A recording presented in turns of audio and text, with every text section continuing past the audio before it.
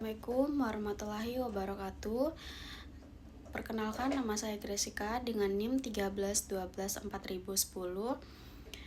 Kami dari kelompok 5 akan menjelaskan mengenai keberadaan femisida di Indonesia dan cara mengatasinya dalam perspektif hukum dan hak asasi manusia.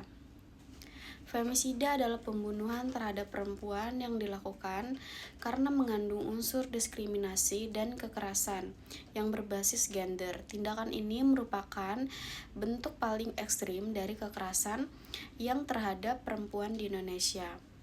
Istilah femisida telah dikenal secara luas yang menjadi perhatian sebagai lembaga yang termasuk komunitas perempuan. Selanjutnya, Saudari Sochiko akan menjelaskan gambaran situasi femisida di Indonesia pada saat ini. Berdasarkan di data Komnas Perempuan sepanjang tahun 2020 hingga 2023 terdapat 798 kasus femisida di Indonesia.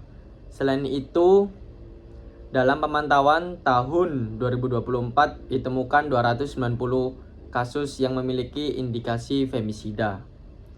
Mayoritas pelaku merupakan pasangan intim korban, seperti suami atau pacar. Motif yang sering ditemukan antara lain yaitu kecemburuan, masalah ekonomi, penolakan hubungan seksual, serta kekerasan seksual.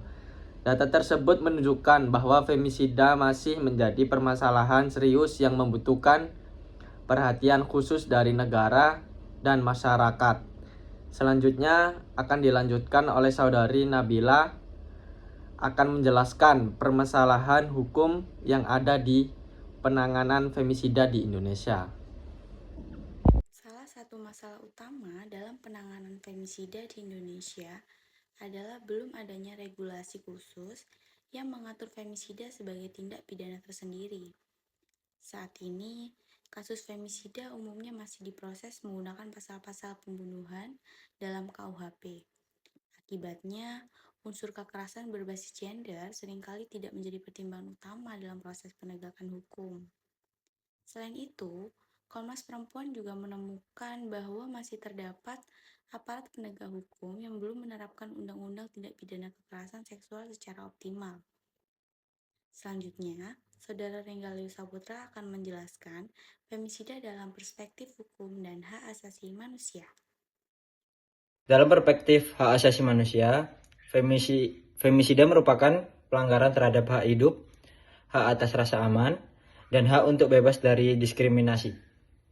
Indonesia sebenarnya telah memiliki beberapa instrumen hukum yang berkaitan dengan perlindungan perempuan, seperti KUHP, Undang-Undang Nomor 23 Tahun 2004, Undang-Undang Nomor 12 Tahun 2022 tentang tindak pidana kekerasan seksual, serta Undang-Undang Nomor 21 Tahun 2007 tentang pemberantasan tindak pidana perdagangan orang. Selain itu, Indonesia juga terikat pada instrumen internasional seperti Deklarasi Universal Hak Asasi Manusia dan CEDAW.